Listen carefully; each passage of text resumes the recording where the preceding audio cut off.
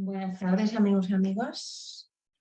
Una vez más, muchísimas gracias por todo el apoyo que me habéis dado hasta ahora en el canal y bueno, espero que, como siempre, después de un trabajo dedicado, merezca la pena el visionado y bueno, ante todo se cumpla el objetivo, ¿no? de despertar intereses, de difundir conocimiento, ¿de acuerdo?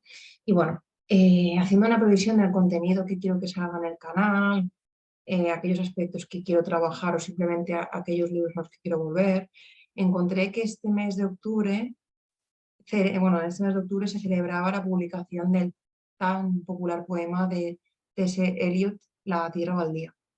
Y me dije, suelta ya ese libro que tenías entre manos por Edison y homenajeé ahora a esta magnífica obra, que por cierto es de lo más singular.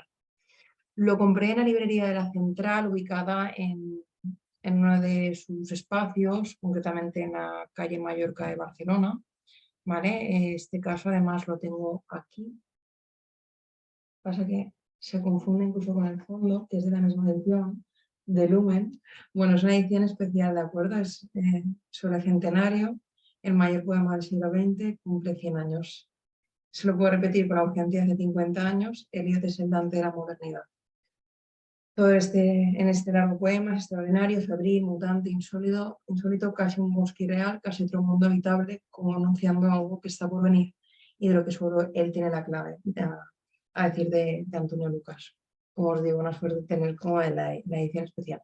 Y el fondo, que realmente es como una especie de pastiche cutre, ¿vale? Es como poner la portada, pero al revés es cosa del zoom o más bien cosa bueno, de la que ya os dije, de que no soy una gran maestra, como podéis observar, de todo este tema de edición de vídeos y demás.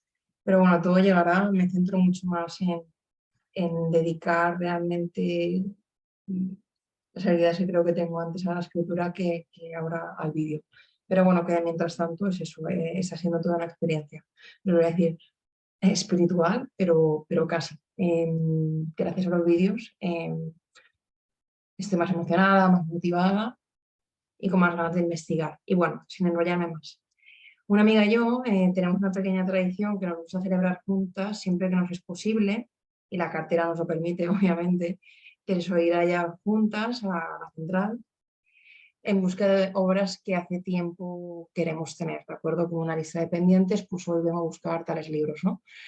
Bueno, personalmente establezco un presupuesto máximo de 40, sino 50 euros para gastar y siempre incluyo un libro que me haya cautivado en ese momento, que me haya llamado la atención en la misma librería, lo tuviese pendiente o no. Es como la sorpresa, ¿no? Como un plot twist de la experiencia de esta tradición de ir a la librería con Paula, ¿vale? Que es mi amiga. Y bueno, esto ocurrió con La tierra baldía, justo mi amigo Carlos Bonet me había hablado de ella y leí en internet algunos versos que me cautivaron y me dejaron con la miel en los labios. Concretamente, que no sé por qué siempre quito el señalador y luego, porque me emociono, empiezo a coger el libro y etcétera, y luego cuando os lo voy a leer, digo, ostras, bueno, es la 41, ¿vale? Porque ya lo conozco todo lo conozco, he conocido los crepúsculos, las tardes y las mañanas. Mi vida la he medido con cucharillas de café. Conozco las voces agónicas en su agónica caída, más allá de la música que llega de un salón a lo lejos. Así que, ¿cómo puedo yo suponer? Obviamente, luego un poco más tarde lo explicaré, ¿vale? Bueno, en cuanto al tema de la poesía, obviamente no habré hecho quizá ni una buena lectura digna del pobre Eliot que se estaba revolviendo en la tumba, pero era una manera como de introduciros o de acercaros a ciertos versos en los que yo creo que, si no son los más representativos, obviamente, ella se puede como intuir, ¿no? Que es un autor de lo más extravagante, y más si pensamos en la época en la que fue escrita, ¿de acuerdo? Que también lo voy a explicar. Y bueno, esta edición a mí me gusta mucho porque, bueno, todos las gustas del Lumen a mí me parecen de lo más, no voy a decir profundo, pero de lo más elaborado, de lo más matizado, ¿no? Y hay un prólogo, de hecho, digno de lectura que creo que, bueno, pues está a un nivel alto para cualquier lector o lectora que se preste a leerlo. Pero bueno, sí que es verdad que siempre se contextualiza, ¿no? Aquí, por ejemplo, se contextualiza muy bien quién es Eliot y por qué La Tierra Baldía y otras obras son tan sonadas y aún en la actualidad, ¿no? Y bueno, pues tenemos una parte en la que obviamente tenemos la versión original en inglés y luego a su derecha la traducción en español, ¿no? Yo creo que obviamente en inglés tendrá una entonación y una fuerza que obviamente en español no la tendrá, pero yo creo que eso ocurre con cualquier obra que se preste. También me ha pasado incluso con series japonesas, ¿no? Que dices, no sé japonés, pero prefiero escuchar el audio en versión original y leer los subtítulos en castellano, porque si lo veo todo, perdón, en español, como que se pierde mucho énfasis, ¿no? Que da el propio lenguaje. No sé si me he explicado, pero me parece interesante como detenerme en esta pequeña reflexión de pacotilla.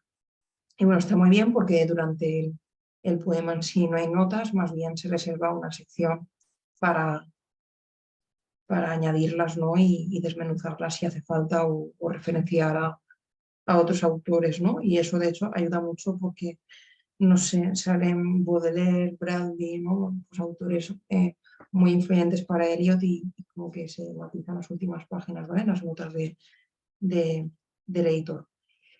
Y bueno, sin enrollarme más, continuamos con todo esto. Siempre intento hacer vídeos que más allá de hacer lecturas o de explicar autores, pues también yo os voy como introduciendo pequeñas reflexiones por si vosotros también las habéis tenido o lo que sea. Bueno, es eso, me quedé con la miel en los labios al buscar el poema en internet y todo esto, como no, ya desde el principio el libro eh, estaba cubierto de una aura de misterio y a mí esas cosas me pierden, ¿no? Y bueno, fui a ello. En concreto este me costó 17,90, pero como os digo, en cuestión de libros, a mí no me importa invertir dinero. Y bueno, es de las pocas cosas en las que realmente puedo gastármelo, o sea que esto pasa cada X meses realmente y es todo un acontecimiento, ir a la librería. Merece mucho la pena porque, como os digo, es una edición muy completa y de cierto nivel, eso sí que es verdad. Y bueno, T.S. Eliot es un autor que apenas conozco, de hecho, siempre escribo Eliot con doble L. Lo siento, de verdad, espero que no se esté revolviendo su tumba, aunque tendría todo el derecho del mundo. Bueno, ¿por qué hacer una efeméride de alguien al que conozco muy poco? No sé, porque no hay una norma escrita y si un autor impacta, basta. Si despierta el letargo, si rompe esquemas, si al fin y al cabo tiene tal fuerza que no te lo puedes quitar de la cabeza, que al menos eso, esa aura de misterio te deja un tiempo pensando y tienes que como adentrarte en ellas como, vale, me parece que era un muy buen ejemplo para además demostrar a mí misma que la poesía puede interesarme mucho más de lo que siempre he creído, ¿no? Pues siempre he sido una lectora inclinada hacia la prosa, fuese en formato cuento o en formato novela. En absoluto he sido en esta vida una gran lectora de poesía, ¿no? Por eso celebro que uno de los primeros vídeos del canal gire en torno a la poesía, ni más ni menos. También lo decía en otro vídeo, la sorpresa es muy valiosa, romper la cotidianidad, la hace mágica. Pues aquí tenemos la efeméride, ¿no? Que es como celebrar un acontecimiento. En concreto, pues el centenario del aniversario de su publicación. Y por supuesto que hablaré de Eliot de nuevo, estoy convencida en algún momento. Seguro que el contenido superará el de hoy, que es realmente es un conocimiento básico mínimo, pero que bueno, que al menos introduce en el canal al autor y creo que así ya una persona, si no lo conocía, puede hacerse una pequeña idea e incluso pues eso, lo que yo quería que también era animar a las personas, como yo he hecho, a investigar por cuenta propia. Y bueno, hay que decir que esto es como una chorrada, pero siento que este canal, como la historia de Harry Potter, a medida que Harry, el protagonista, va creciendo a través de los libros, uno también lo hace, o al menos a mí me pasó que justo cuando Harry Potter empezaba a ser un personaje conocido, J.K. Rowling, una escritora de fama mundial, que era la publicación de los primeros libros, yo ahí es cuando cogí a Harry Potter, ¿no? Digamos que soy coetánea de esta gran historia. Pero bueno, empecé con la piedra filosofal, ¿no? Una niña que lo coge y cuando llegas ya al final es como que ambos habéis crecido, ¿no? Todos los personajes en conjunto. Es muy emocionante. Y había que decirlo de esta manera así muy chorra. Y bueno, sorpresa también es estrenar de esta manera una de las listas que habrá en el canal. Bienvenido sea. Baste decir que siempre tendrá una programación del contenido, pero no tiene por qué ser inamovible. Por eso os decía, si hago esto para adelante en mis narices por alguna fuerza extraña de la naturaleza, cerebrémoslo. O sea, hacedlo. Si alguno se os va de la cabeza, como gente que me ha dicho, sé quiero escribir, siempre pensaba en escribir, si no se te ha ido de la cabeza es por algo. Sigue esa intuición, sigue ese deseo reprimido. Y bueno, hay tiempo para todo, vamos a ver qué es así, entonces vamos a hablar de 1000 temas. Así que bueno, respetando al máximo el autor, pues he preparado un pequeño contenido. Bueno, Thomas Stearns Eliot, nacido en 1888 en Estados Unidos y fallecido en 1965, es considerado como uno de los poetas y críticos literarios más importantes del siglo XX. Representa, por decirlo de algún modo, al poeta moderno, pues mostraría, al menos en la obra que nos concierne, en La tierra baldía, una imagen de la devastación de su tiempo, una tradición ya exhausta debido a la catástrofe que fue la Primera Guerra Mundial, un espíritus cansados como pudiera ser en un presente, digamos que ahora lo explicaré mejor, Eliot quiere romper con la tradición de los románticos, ¿no? Y de hecho La tierra baldía se presenta en su época como bueno, una obra insólita, ¿no? Como, presenta como una nueva lectura de la tradición, se ha llegado a comentar, ¿no? Es como por eso uno de los poetas más importantes que hay. Eh, es incluso una, ¿no? Decía, una lectura cómplice, es provocadora, es compleja, ¿no? Es, es pura trascendencia, ¿no? Bueno, encierra, dicen hasta temas de psicoanálisis, de feminismo, habría que analizarlo en otro momento con profundidad, pero es como para ya no llenar la obra de flores, pero bueno, sí, reconocer el por qué ahora se sigue hablando de ella y se celebra con tanta alegría, ¿no? Y estamos dedicando ahora un momento, ¿no? Bueno, pues eso, la Primera Guerra Mundial, tal, en este mes de octubre de 2022, se cumplen exactamente 100 años de la publicación de esta obra, ¿no? Que en la revista que el propio Eliot creó, que se llama The Criterion, que, bueno, estuvo en marcha hasta 1969, estuvo funcionando, vaya. Eliot vive gran parte de su vida en Reino Unido, en Londres, y de hecho acaba nacionalizándose como británico y se convirtió a la Iglesia anglo-católica. La tierra baldía es un largo poema, escrito en un tono mitad de elegíaco y mitad épico, perdonad, que recuerda a ciertos escritores, todos ellos de gran prestigio. Por una parte recuerda a Baudelaire, mientras Baudelaire canta el triunfo de la nueva belleza que hay en la civilización industrial en las grandes ciudades, Eliot lamenta el fin de la civilización tras la Primera Guerra Mundial, a la que convierte metafóricamente en una tierra devastada y yerma, ¿no? Por otra parte, el libro tiene una característica que es la composición mítica y es común a una obra moderna también publicada en el mismo año, recordemos 1922, el Ulises de James Joyce, que parodia la Odisea. Y bueno, como os digo, es un poema difícil. Parece ser que aquí a este nivel no llego, pero ya en algún momento podré aplicar esa teoría, esos conocimientos. Parece ser que se basa incluso en una especie de historia que, según narra la leyenda de Grial, es la herida que sufrió el rey pescador durante un duelo con el poderoso caballero. O sea, la tierra del día sería como la consecuencia de dicha herida, ¿no? Y, y bueno, no es un poema, como os digo, lo repetiré porque no es un poema, un libro sencillo. Como se decía, requiere voluntad y constancia, ¿vale? Porque está lleno de sabiduría y, por ejemplo, en todo momento el canon de Eliot, o al menos ya se ve en La tierra baldía y en textos más anteriores, es Dante Alighieri, ¿de acuerdo? O sea, ya también se comentará, bueno. En fin, vanguardias poéticas. En algunos comentarios sobre la obra, incluso se llega a decir que una vez empezado muy acertado, que el poema es algo así como ver una secuencia de imágenes a lo Polaroid.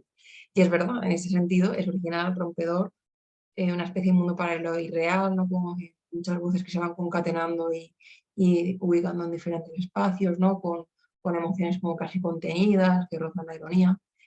Y bueno, para la sociedad del siglo XX obviamente fue un acontecimiento insólito, aunque como es de esperar no recibió el valor que por fortuna ahora sí damos. Después de 100 años se lee con fascinación. Es importante destacar que Eliot dirige una recusación a la poesía victoriana y georgiana y en general a la cierta hegemonía del romanticismo. Esto se explica con detalle en la edición que tengo entre manos, a Blumer, y espero hacerlo así una vez haya profundizado en la obra del autor, permitiéndome hacer un análisis con conocimiento de la prosodia, la métrica, el simbolismo. Ahora estoy muy preocupada de que entendáis que realmente, y se sabe que no soy ninguna experta, pero es para que de verdad, siempre lo diré, investigad por vuestra cuenta. Este es el resultado de las primeras investigaciones que estoy haciendo. ¿De acuerdo? Hay conferencias y hay expertos hablando del tema, o sea que he mezclado un poco todo, ¿de acuerdo? Que esto sea excusa para buscar en internet la tierra baldía y poco más, ¿vale? Eliot establece una relación entre métrica y pensamiento, denuncia la sumisión de retirar un esquema cerrado que ya es incapaz de evolucionar. Ejemplo de esto parece ser el verso blanco, que esto no lo conocía, pentámetro yámbico del siglo XVI, que a su vez sería utilizado por Shakespeare, mito en los románticos. En todo momento, Eliot quiere huir de todo esto y en este sentido son los modelos franceses los que ejercen una clara influencia. Por eso, para entender la tierra baldía, sería necesario acudir a sus textos de juventud, como es el caso de Prufrock o El bosque sagrado, que está último publicado en 1922. Perdón, 20, sí. Aquí no es Shakespeare, sino Dante quien se identifica como canon personal para Eliot. Parecía que estaba muy obsesionado con la Divina Comedia, considerándola un modelo de lengua para objetivar su estilo y, bueno, introducir técnicas, etc. En ese sentido, ya ofreceré explicaciones más elaboradas porque tampoco me he leído la Divina Comedia, ¿no? Y bueno, aquí es cuando también en el vídeo descubro, más bien recuerdo, que mis lecturas son tan desordenadas que ni he tenido la consideración con los auténticos clásicos. Y además no hay duda de que cada vez leemos menos las obras originales y nos quedamos con las interpretaciones de estas. De hecho, esta reflexión también me la llevo de la mano de una publicación que no viene al caso, pero bueno, que se llama La utilidad de lo inútil, que es de Lucio Ordine, ¿vale? Y que explica un poco esto, que ya ni acudimos a los originales, directamente nos vamos a interpretaciones, opiniones de otros autores, y eso es un error. Bueno, aquí está una de las citas que él comenta, ¿no? Que también es importante para entender un poco por qué escribe lo que escribe y cómo, ¿no? Dice, la tradición reviste una significación mucho más amplia. No puede heredarse si se desea, exigen un gran esfuerzo. Exigen de todo un sentido histórico, algo que podemos considerar casi indispensable para cualquiera que desee seguir siendo poeta después de los 25 años. Y el sentido histórico implica que se percibe del pasado no solo como algo pasado, sino como presente. Y el sentido histórico obliga a un hombre a escribir no solo integrando su propia generación en los propios huesos, sino con el sentimiento de que toda la literatura de Europa, desde Homero y dentro de ella, el conjunto de la literatura de su propio país, posee una existencia simultánea y constituye un orden simultáneo. ¿Vale? Y para comprender a Eliot es importante entender este deseo de fracturar, romper con el romanticismo vigente y ya tan ajado, si se puede decir. De ahí la reflexión que acabo de leer. Pretende huir del subjetivismo un tanto exaltado de los románticos y esa forma de escribir autobiográfica que muchas veces les caracteriza. De hecho, dice algo así en El bosque sagrado: la poesía no consiste en dar rienda suelta a las emociones, sino de huir de la emoción. No es una expresión de la personalidad, sino una huida de la personalidad. Pero naturalmente solo quienes poseen personalidad y emociones saben lo que significa huir de ella. ¿De acuerdo? Entonces, realmente ese es el contenido que tenía preparado hasta ahora. Preparo un Word y los leo y luego obviamente me permito decir cosas improvisadas porque conforme voy leyendo también voy pensando y por eso YouTube me ayuda como a ordenar pensamientos agolpados. Y bueno, es eso.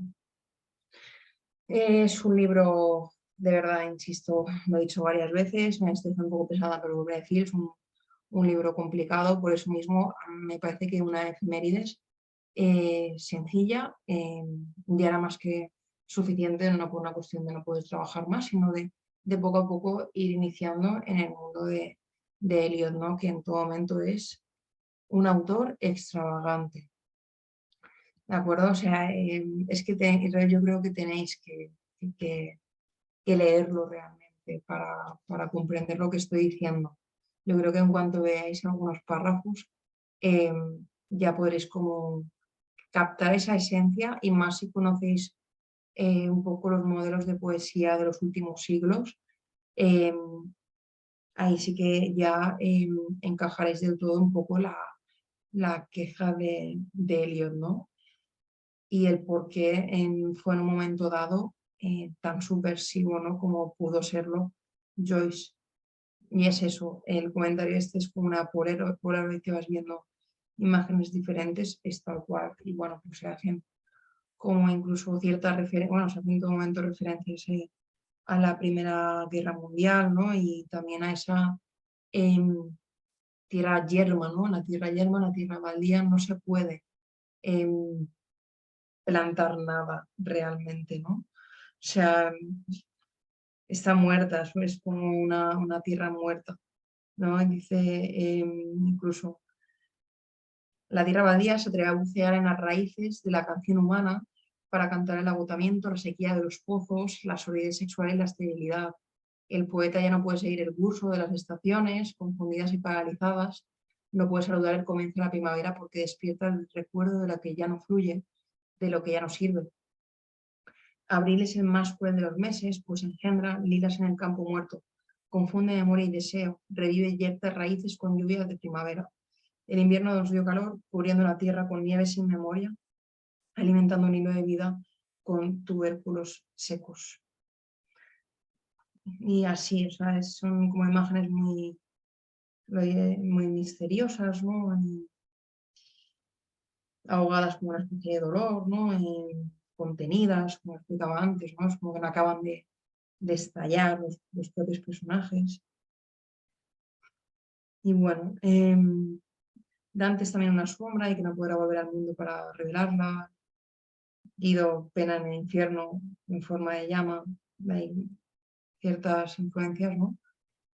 Y bueno, como os digo, así para empezar, creo que en esta edición de Lumen, aunque el prólogo ya en sí ofrece unas explicaciones como para un lector avanzado, ¿no? O más especializado, que al menos servidora.